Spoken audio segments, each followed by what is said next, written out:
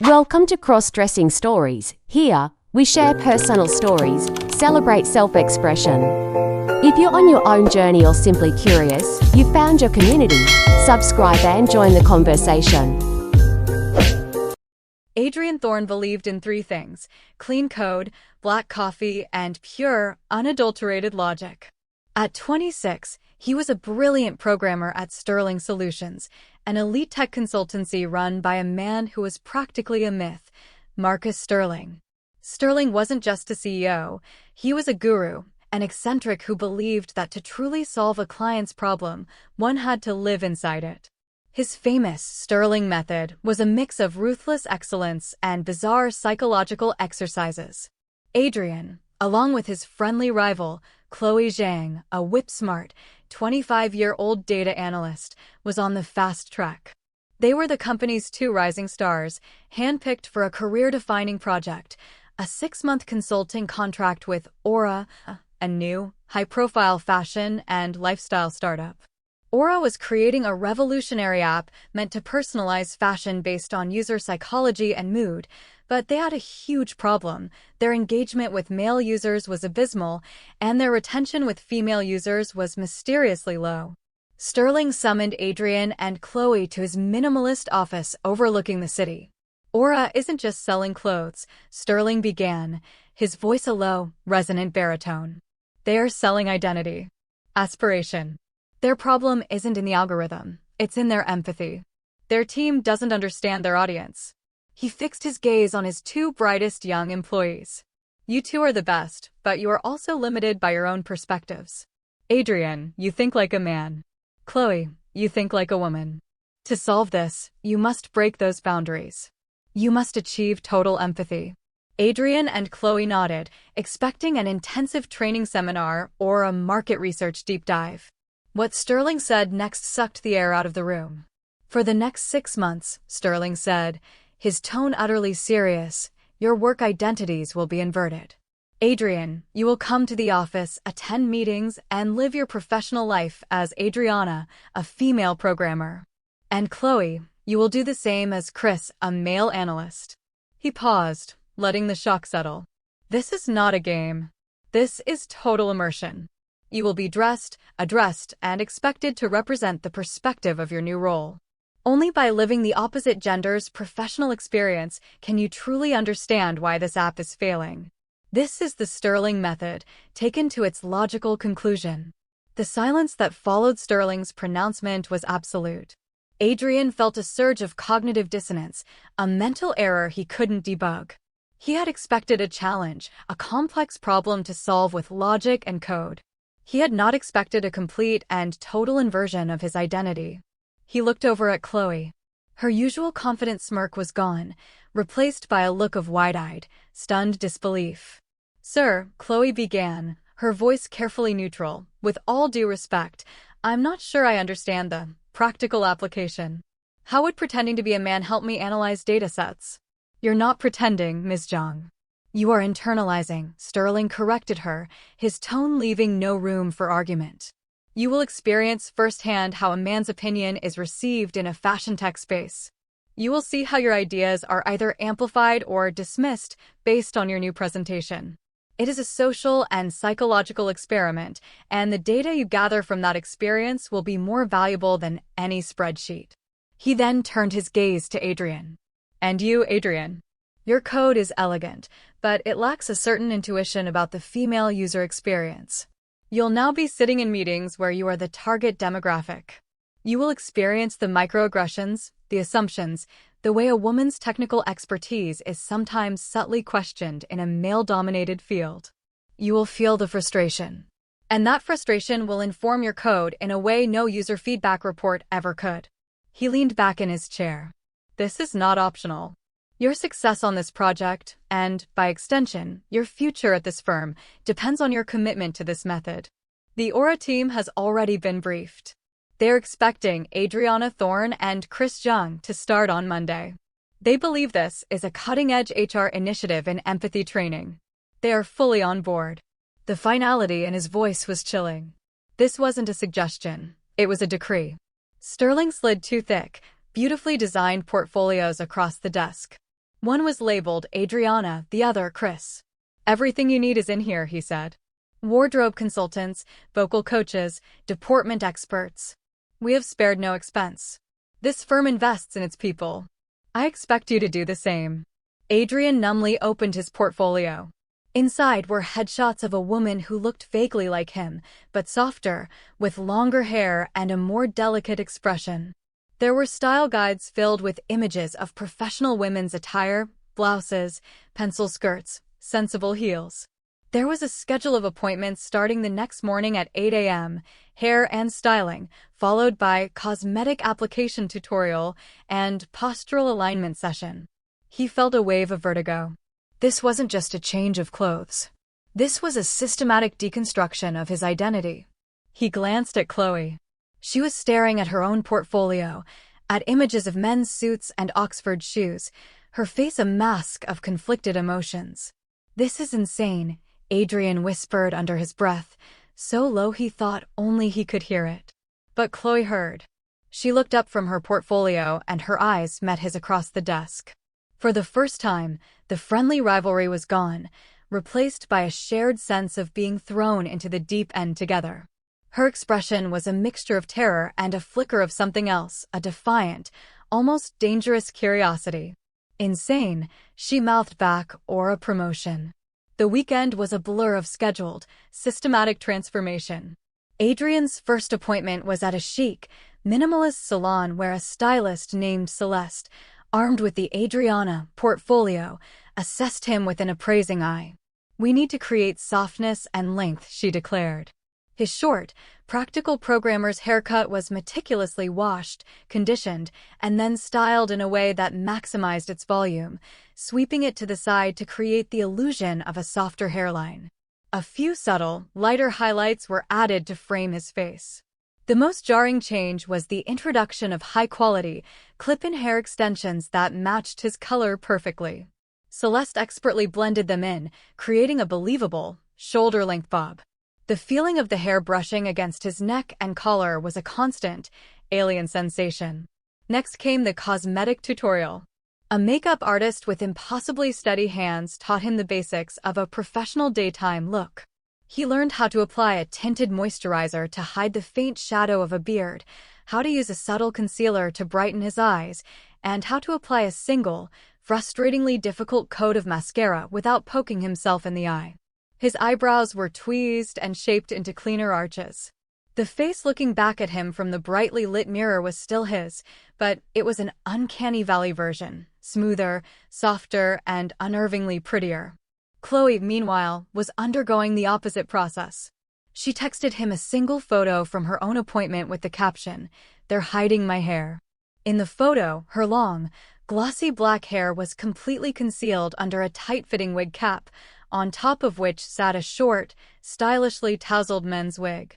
The most difficult part for Adrian was the wardrobe and deportment session. A consultant, a stern but elegant woman in her 50s, walked him through the clothes Sterling's team had purchased for him. There were silk blouses that felt unnervingly slick against his skin, tailored pencil skirts that restricted his natural stride, and several pairs of low, 2-inch block heels.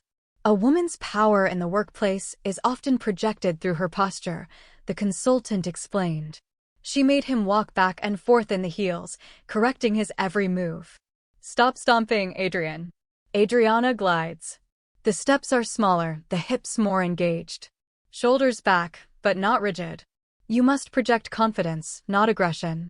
For Chloe, the challenge was the opposite. She was taught how to take up space, how to stand with her feet slightly apart, how to man-spread subtly when sitting, how to use a firm, decisive handshake. She was fitted for suits that broadened her shoulders and hid her curves, the heavy wool fabric feeling bulky and foreign. She texted Adrian later that night, "Just spent an hour learning how to properly knot a tie. My respect for men's morning routines has marginally increased. These shoes, however, are a godsend." Adrian, soaking his aching feet in his bathtub, texted back, "Trade you." By Sunday evening, the external transformations were complete. Adrian stood in front of his full-length mirror, dressed in one of his work outfits for the next day, a simple navy blue sheath dress, sheer stockings, and the low black heels. He looked at the reflection of the woman named Adriana. She looked plausible. She looked professional. But her eyes, his eyes, were filled with a profound and terrified sense of imposture. He was a logical man, a man of data and facts. But tomorrow, he had to walk into his office and sell the world on a complete and utter fiction. Walking into the Sterling Solutions office on Monday morning was the most surreal and terrifying experience of Adrian's life. Every nerve in his body was screaming. The low, steady click of his heels on the polished concrete floor sounded like a countdown to his own humiliation. The simple sheath dress felt both constricting and alarmingly exposed. He was intensely aware of the faint scent of the light, floral perfume the consultant had insisted upon. He kept his gaze fixed straight ahead, just as he'd been taught, projecting a confidence he absolutely did not feel. He saw a few of his colleagues turn to look, their faces a mixture of confusion and curiosity. He offered a small, tight smile, just as Adriana would, and continued towards his desk. His nameplate had been changed. Where it once said Adrian Thorne, it now read Adriana Thorne. His computer login, his email, his internal chat profile, everything had been seamlessly updated. The company had been ruthlessly efficient. A few desks away, he saw Chris Jung. Chloe was almost unrecognizable. The sharp, tailored men's suit, the short hair, and the slightly broader posture she had adopted made her look like a completely different person. She looked focused and serious, already typing away at her keyboard. She glanced up, her eyes met his, and she gave him a brief, almost imperceptible nod. It was a small gesture of solidarity in their shared, bizarre new reality. The first test came in the form of Kevin, a boisterous sales guy from another department.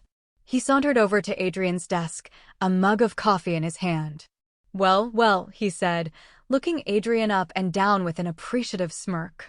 I heard Sterling was bringing in some new talent for the Aura project, but I wasn't expecting this. I'm Kevin. Adrian replied, his voice a practiced, slightly higher version of his own. Nice to meet you. The pleasure's all mine, Adriana, Kevin said, leaning against the desk, getting a little too close. So, you're the coder on this project? You don't look like a coder. The comment, so casual and patronizing, sent a flash of hot anger through him. Adrian, the man, would have fired back a sarcastic retort. But Adriana, the woman, had to handle it differently.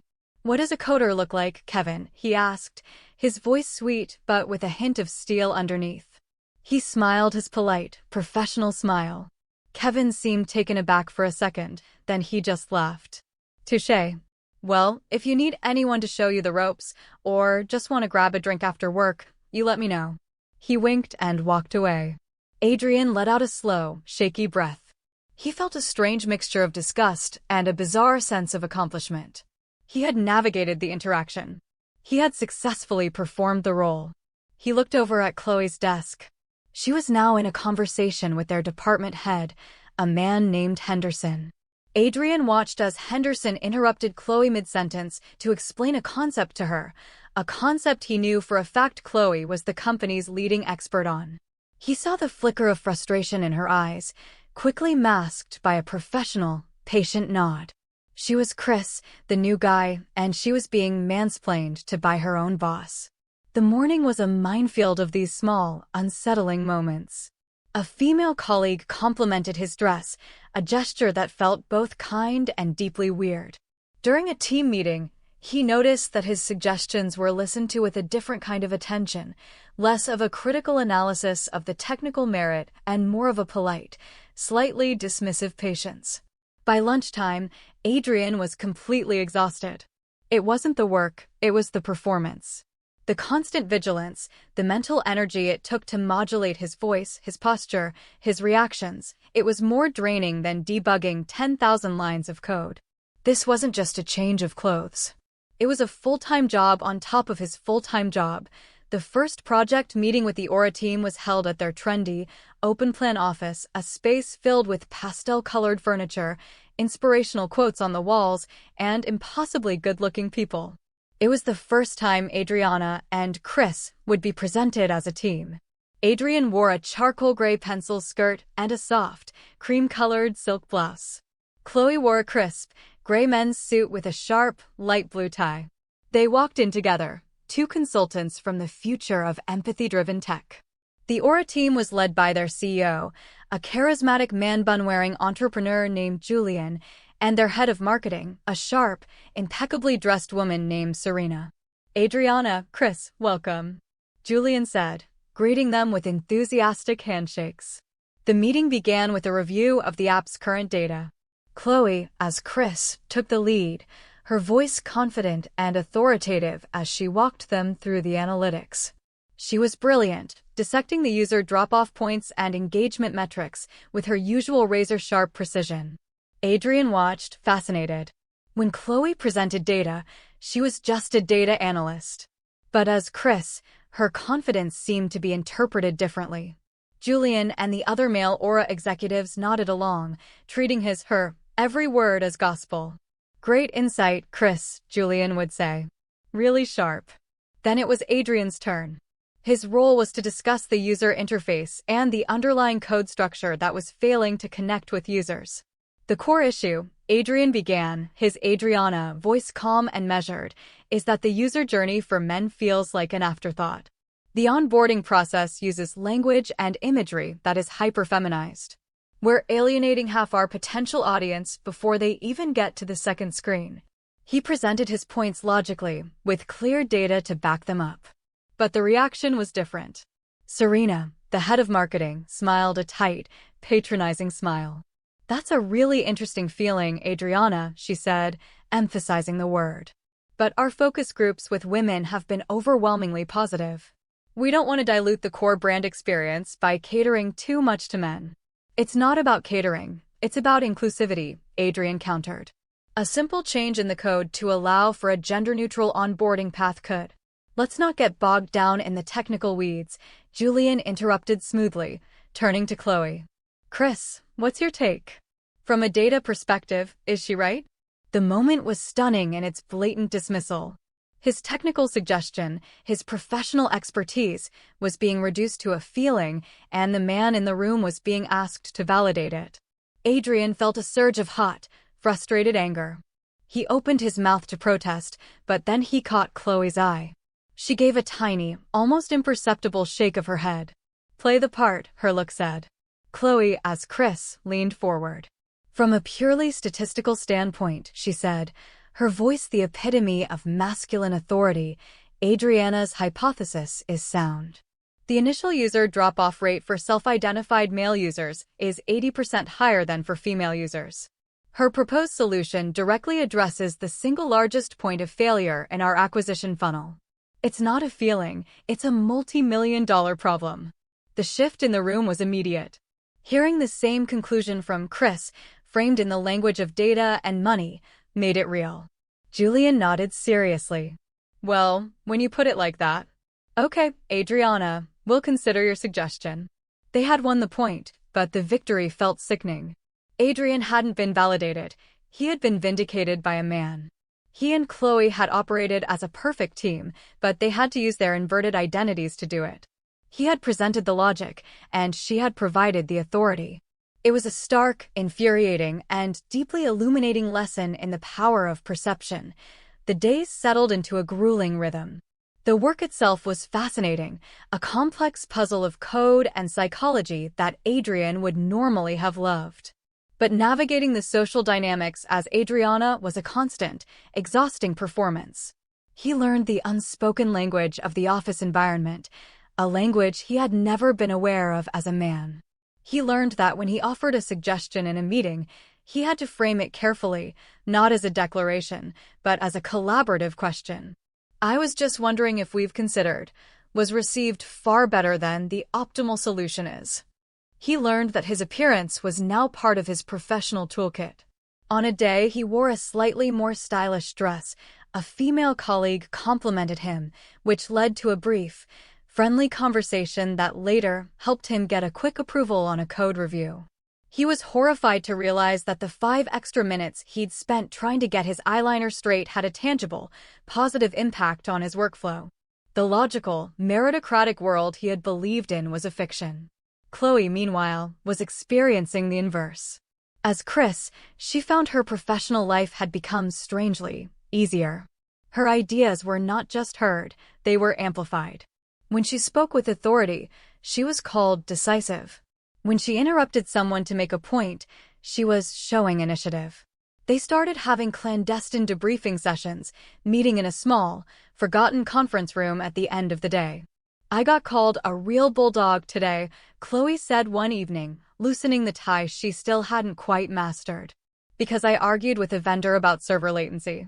Last month, as Chloe, I did the same thing and a male colleague told me I needed to be less aggressive if I wanted to get ahead." She shook her head in disbelief. "It's like I've been given a cheat code for the game I've been playing my whole life." Meanwhile, I spent 20 minutes this morning being lectured by an intern on how to properly commit code to the repository, Adrian said, rubbing his temples. He had kicked off his painful heels under the table. "He called me Han, and the worst part is, I couldn't just tell him to back off. I had to smile and say, thanks for the tip." "Welcome to my world," Chloe said, but there was no triumph in her voice, only a weary empathy. The experience was changing them both in subtle ways. Adrian, forced to listen more and assert less, found himself paying closer attention to the nonverbal cues in meetings, the subtle shifts in tone and body language he had previously ignored. He was becoming a better observer, a more empathetic listener, not by choice, but by necessity. Chloe, given the freedom to be more assertive without social penalty, found herself taking more risks, pushing her ideas with a confidence she had always possessed but had sometimes tempered. One afternoon, they were in a tense brainstorming session with the Aura team. Serena, the head of marketing, was passionately advocating for a new feature. It was a terrible idea from a technical standpoint, one that would bloat the app and create a host of security vulnerabilities. Adrian, as Adriana, tried to explain this, but she waved his concerns away as tech speak. "We need to think about the user's emotional journey, not the server load," Serena said dismissively. Before Adrian could formulate a new, more diplomatic way to argue, Chloe, as Chris, stepped in. "Serena's right," she said, and Serena beamed. "The emotional journey is key. Which is why we can't risk a massive data breach when this feature inevitably gets hacked. It would emotionally devastate our user base and tank the company." The argument was the same as Adrian's, but the delivery was different. It was framed as an agreement, a validation of Serena's point, before brutally exposing its fatal flaw. It was a classic rhetorical tactic, one Adrian had seen male executives use 100 times. But seeing Chloe wield it so effectively as Chris was a revelation. They were learning a new language, a new way of operating. And as they walked back to their own office, a strange thought occurred to Adrian. Sterling's insane method, as infuriating as it was actually working. They were understanding the problem from the inside out. The question was, what would be left of them when it was over? As the months wore on, the performance began to feel less like a performance. The lines Adrian had drawn between himself and his Adriana persona started to blur in unsettling ways. The morning routine, the close shave, the careful application of concealer and mascara, the frustrating process of putting on stockings and heels, was no longer a bizarre ordeal. It was just the way he started his day. He got faster, his hands more adept. He learned which shade of lipstick made him look professional and approachable versus trying too hard. He found himself internalizing some of Adriana's behaviors even when he was alone. He would catch himself crossing his legs at the ankle while watching TV on his sofa. He started to notice the clothes other women were wearing on the street, critiquing them in his head with the same analytical eye he now applied to his own wardrobe.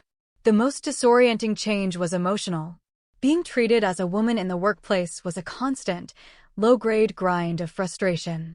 His expertise was subtly questioned, His ideas were sometimes ignored until a man repeated them, and he was subjected to an endless stream of condescending pet names like sweetheart and kiddo from male colleagues. The anger was real, but he had to suppress it, swallowing it down and converting it into a polite, professional smile.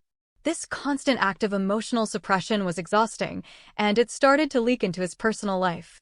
He felt more irritable, more cynical, and profoundly, deeply tired.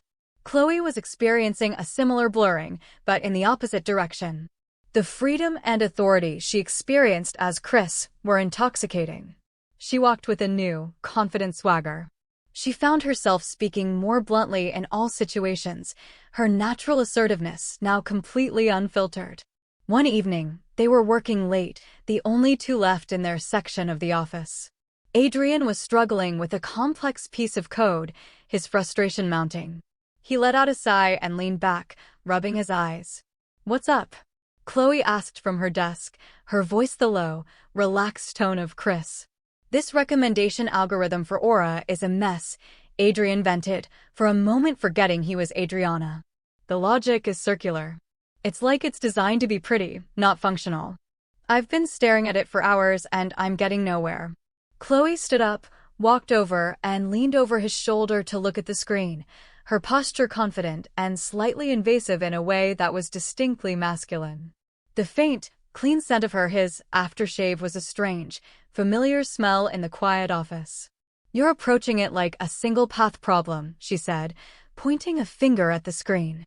"You need to think of it as a branching narrative. The user makes a choice here, which opens up 3 new potential paths here, here, and here. Stop trying to find one right answer and instead build a system that can elegantly manage multiple wrong ones." Her insight was brilliant. It was the exact mental breakthrough he had needed. But as he looked up to thank her, he was struck by the image they presented. He was Adriana, the frustrated female coder, being mentored by Chris, the confident, insightful male analyst.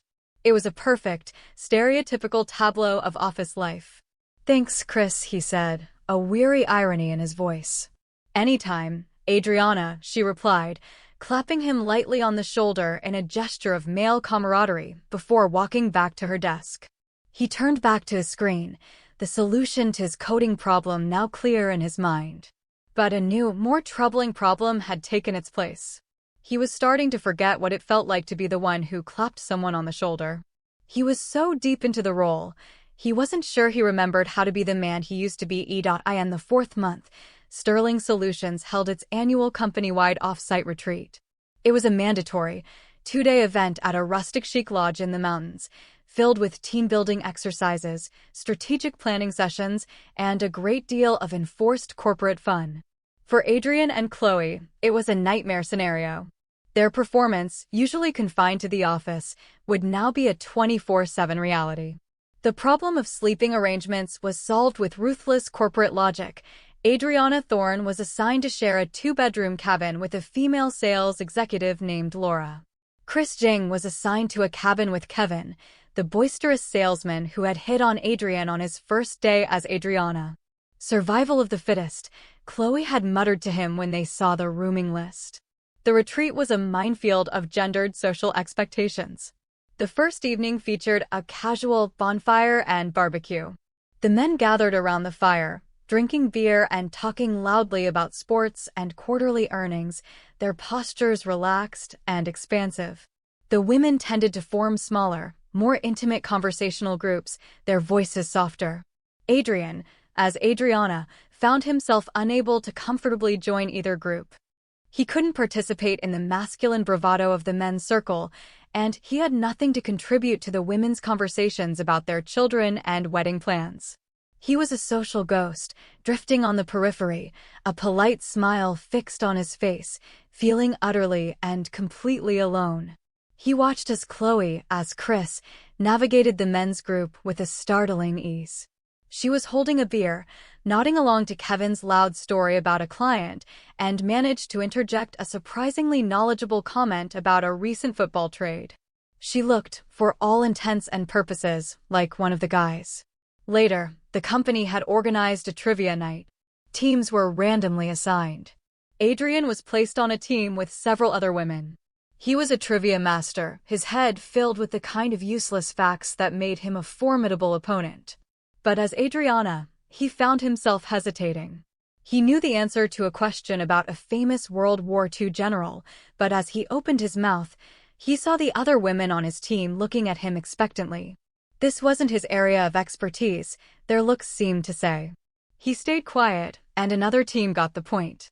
The most excruciating moment came during a team-building exercise the next day.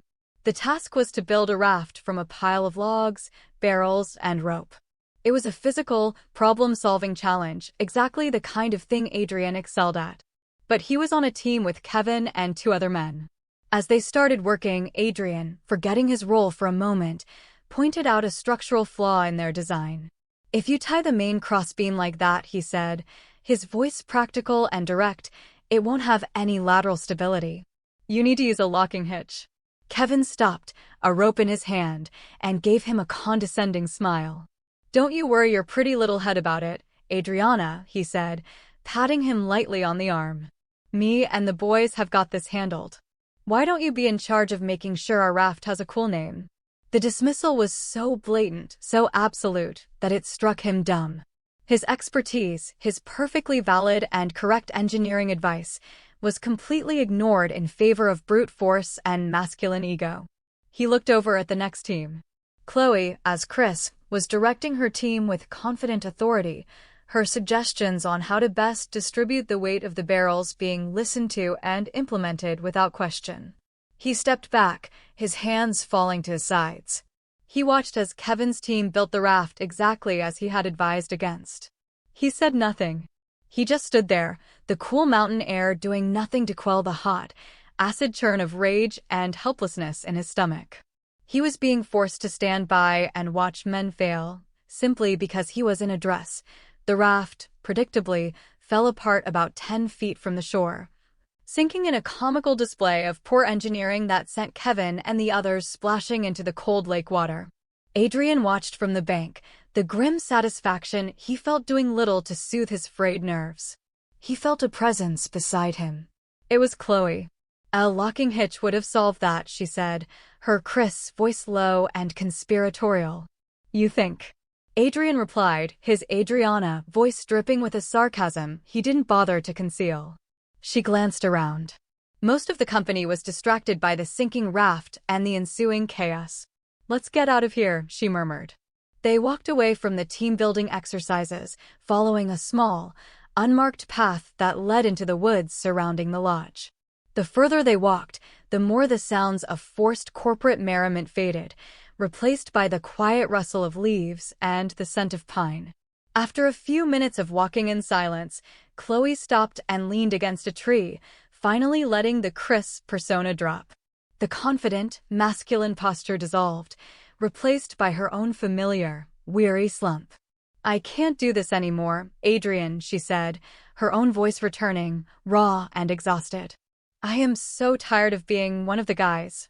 I spent an hour last night listening to Kevin brag about his romantic conquests in excruciating detail. I had to just nod and laugh. It was disgusting." Adrian stopped and faced her. Seeing her as just Chloe again was a profound relief. "Tell me about it," he said, his own voice dropping back to its natural register. "I was told my job was to come up with a cool name for a sinking ship. My brain is turning to mush." He sank down onto a fallen log, the pencil skirt he was wearing feeling absurdly out of place in the middle of the woods. "This whole thing. I thought it was about empathy. But it's just a lesson in frustration. It's the same thing, isn't it?" Chloe said, sliding down to sit beside him. "To understand someone's world, you have to understand what makes them want to scream." She looked at him, her expression serious. "Do you know what the craziest part is? As Chris, I feel powerful. And I hate that it's this easy. I just have to wear a suit and lower my voice, and suddenly my ideas are worth more. It makes me furious at the world I have to go back to. And I feel completely powerless," Adrian admitted, the confession feeling monumental. "I'm the same programmer I was 4 months ago. My skills haven't changed. But I'm treated like an intern. It makes me feel weak. And I hate it." They sat there in silence for a long time, two people in the wrong clothes, sharing a moment of stark, unvarnished honesty. The experiment had forced them into opposing corners, but it had also created a bond between them that no one else in the company could possibly understand. They were the only two people on Earth who knew what it was like to be both Adrian and Adriana, both Chloe and Chris. "For what it's worth," Chloe said softly, looking at his hands, which were twisting a leaf into shreds. "You make a surprisingly convincing woman. Your eyeliner game is getting better than mine." Adrian let out a real laugh, the first genuine, unforced laugh he'd had in weeks. It was his own deep, rumbling laugh, and it felt wonderful. "And you," he said, a real smile reaching his eyes, "look surprisingly good in a tie." It was a small, fleeting moment of connection, a brief return to themselves in the middle of the grand, insane experiment. The costumes were still on, but for a few precious minutes in the quiet of the woods, they were no longer performing. They were just Adrian and Chloe again, and that felt more real than anything else. The offsite marked a turning point. The initial shock and even faint curiosity about their transformed identities had worn off, replaced by a deep-seated, gnawing frustration that became harder and harder to suppress. The small moments of shared authenticity in the woods with Chloe were rare, fleeting reprieves. The rest of their lives were a constant negotiation with a world that saw them as someone else. Adrian's frustration manifested as a growing cynicism. He found himself looking at every interaction, every meeting, through the lens of gender. When a male colleague interrupted Adriana, he didn't just feel annoyed, he saw the systemic pattern. When a female executive was dismissed, he saw his own struggle mirrored in her experience. The empathy training was working, but it was coming at the cost of his peace of mind. He was constantly boiling beneath a perfectly serene, professional surface. Chloe's frustration was different. As Chris, she now had an unearned authority, a power she knew was not hers by right but by presentation. She hated how easily men listened to her when she spoke in a lower register and adopted a more assertive stance. She hated that she now understood how often her own female colleagues were subtly undermined. She felt like a spy, complicit in the very system she despised. The casual sexism, the locker room banter she now had to endure, made her skin crawl. Their debriefing sessions became less about tactical analysis and more about catharsis. "I had to sit through a 20-minute discussion about golf handicaps today," Chloe groaned one evening, slamming her briefcase down. "They looked at me expectantly when someone asked about the Masters. I had to Google it under the table. I was told I should smile more by a client," Adrian said, his voice flat. He was peeling off the heavy layers of makeup with a vengeance. He said it would brighten up the room. I wanted to scream. The longer they inhabited their roles, the more deeply the societal expectations rooted themselves. Adrian started to notice that men would physically invade his personal space more as Adriana, leaning closer, touching his arm, assuming a level of familiarity that would have been unthinkable before. He felt constantly assessed, constantly vulnerable. His posture became more guarded, his smile more automatic. Chloe, as Chris, found herself navigating a strange new world of male bonding. She was invited to guys' night for drinks, asked for advice on cars, and expected to participate in conversations about hot new tech gadgets she had no interest in. She realized how much emotional labor many men exerted to maintain their own masculine performance. It was exhausting in a different way. The Aura project was progressing. The app's engagement with male users had indeed improved dramatically after Adrian's gender-neutral onboarding fix, and Chloe's data analysis had identified key retention strategies for female users. Sterling was ecstatic. He called them into his office one afternoon, his face beaming. "Excellent work, Adriana, Chris," he said. "The data is undeniable. Your immersion has paid off. The Aura launch is going to be a huge success, thanks to you too." Adrian felt a hollow ache. He had solved the problem. He had proven the Sterling method. But he felt completely drained, a mere shadow of his former self. He looked at Chloe. She looked equally grim despite the praise. "The 6 months are almost up," Adrian said, his voice barely a whisper after the meeting. I don't know if I can do 2 more weeks of this. Me neither, Chloe admitted, rubbing her temples. I miss my own clothes. I miss being able to just sit without thinking about my posture. I miss being myself. They looked at each other, two people trapped in elaborate, uncomfortable costumes. The experiment had given them profound insight, but it had also pushed them to their absolute breaking point. The knowledge had come at too high a cost. They had to get out. The final presentation to the Aura team and Marcus Sterling was scheduled for the last Friday of the 6-month project. It was meant to be a victory lap, a showcase of the incredible success of the Sterling method. For Adrian and Chloe, it was a countdown to their liberation. They spent the final week preparing a joint presentation. It was a masterpiece of data-driven narrative, blending Chloe's sharp analytics with Adrian's deep understanding of the user experience. They worked together seamlessly, two halves of a single, brilliant mind. But as they rehearsed in the conference room late one night, they realized the presentation was missing the most important piece of data. We're showing them the what, Chloe said, gesturing to a slide filled with user engagement graphs. But we're not showing them the why. The why is the whole experiment, Adrian agreed. It's the frustration, the dismissal, the unearned authority. You can't put that on a PowerPoint slide. A dangerous, brilliant idea began to form between them. It was a massive risk, a potential career-ending gamble. It went against every instruction they had been given. But it felt like the only authentic way to end the charade. On the morning of the presentation, Adrian stood before his mirror. He laid out the prescribed Adriana outfit, an elegant, professional gray dress. He looked at it, then at his own reflection. After a long moment, he pushed it aside. He arrived at the office an hour early, carrying a duffel bag. He met Chloe, who was carrying a similar bag. They went into the office gym's empty locker rooms. When they emerged, the transformation was in reverse. Adrian was wearing his own clothes for the first time in 6 months, a simple pair of dark jeans, a plain black t-shirt, and his comfortable, worn-in sneakers. He felt gloriously, dangerously normal. He had scrubbed his face clean of all makeup. Chloe had undergone the opposite change. She was wearing a stylish, professional dark green dress that skimmed her knees, a pair of elegant low heels, and her own light, subtle makeup. Her long, black hair, freed from the wig for the first time, fell gracefully around her shoulders. She looked like herself again, and she looked radiant. They walked into the main boardroom together. The Aura team and Marcus Sterling were already assembled. When they saw them, a stunned silence fell over the room. They were looking at two complete strangers. Sterling was the first to speak, his voice a low, thunderous growl. Thorn. Zhang. What is the meaning of this? Adrian and Chloe walked to the front of the room, standing before the projector screen.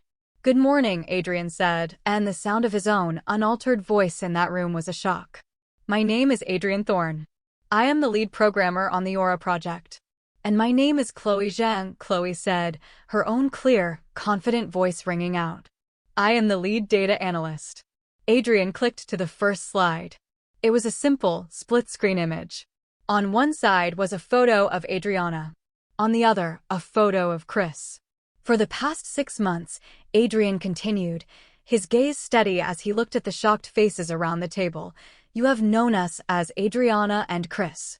You have been participants, whether you knew it or not, in the Sterling method. The data we are about to present is not just about your app. It's about the experiment you've all been a part of. This, he gestured to the screen, is the why. For the next hour, Adrian and Chloe delivered a presentation unlike any Sterling Solutions had ever seen. They didn't just present the data about the app, they presented the data about themselves. Chloe began, her voice sharp and clear. As Chris, she explained, my suggestions in meetings were 40% more likely to be implemented without question compared to my previous 6 months as Chloe. I was interrupted 60% less often. My authority was rarely, if ever, questioned. She put up a slide showing a graph of her own performance metrics, and the disparity was stark and undeniable. Then it was Adrian's turn. As Adriana, he said, his voice resonating with an authenticity that had been absent for months, I experienced the inverse. My technical expertise was questioned, on average, 3 times more often than my male counterparts in the same meetings. My direct, logical contributions were often reframed as feelings or opinions until they were validated by a male colleague. He recounted the incident with the raft at the offsite, the dismissal of his advice by Kevin. Kevin, sitting in the audience, went pale. They laid it all bare. The condescension, the microaggressions, the assumptions, the unearned privilege, and the systemic frustrations. They connected every personal anecdote back to the Aura app's core problem. You weren't retaining female users, Chloe said, because your app's empowerment messaging felt hollow. It was a marketing slogan, not a lived reality. We know, because we felt that same hollowness in our own experiences here. And you weren't engaging male users, Adrian added, because you presented them with a narrow, stereotypical view of femininity they felt no connection to. The app didn't invite them in, it judged them. We know, because we felt that same judgment every single day. When they finished, the boardroom was silent. The Aura team looked stunned, their faces a mixture of shock, guilt, and dawning understanding. Serena, the head of marketing who had dismissed Adrian's feelings, looked genuinely mortified. Finally, Marcus Sterling stood up. He walked slowly to the front of the room. He didn't look angry. He looked thoughtful. He looked at Adrian, then at Chloe, and for the first time, he seemed to be seeing them not just as employees, but as people. The Sterling method, he said, his voice quiet, was designed to achieve total empathy. I believe I underestimated the cost of that empathy. He turned to the Aura team. This presentation is the most valuable piece of consulting my firm has ever produced. It is not just the solution to your app, it is a mirror held up to our entire industry. He then looked back at his 2 employees. What you did today took immense courage. It was an act of insubordination. It was also an act of genius. A rare, small smile touched his lips. You didn't just solve the client's problem. You redefined it. And in doing so, you've redefined your roles at this company. He paused. The Aura project is a success. As a result, effective immediately, you are both promoted to senior consultants. And you will be leading a new division I'm creating, focused on ethical design and user empathy. Your first task will be to teach the rest of us what you've learned. Adrian and Chloe looked at each other, a slow wave of disbelief and elation washing over them. They had gambled everything, and they had won. Later that day, they walked out of the office building together, stepping into the late afternoon sun. Adrian was just Adrian. Chloe was just Chloe. The costumes were gone, but the experience would be with them forever. They had been taken apart and put back together, and in the process, they had become something more. So, Chloe said, a real, brilliant smile on her face. Senior consultant. I guess Chris really did have it easier. Adrian laughed, a real, easy laugh. Maybe, he said. But I think Adriana taught me a few things he'll never know. They walked on, not as rivals, not as a man and a woman, but as 2 people who had seen the world from both sides and had come back stronger, wiser, and finally, completely themselves.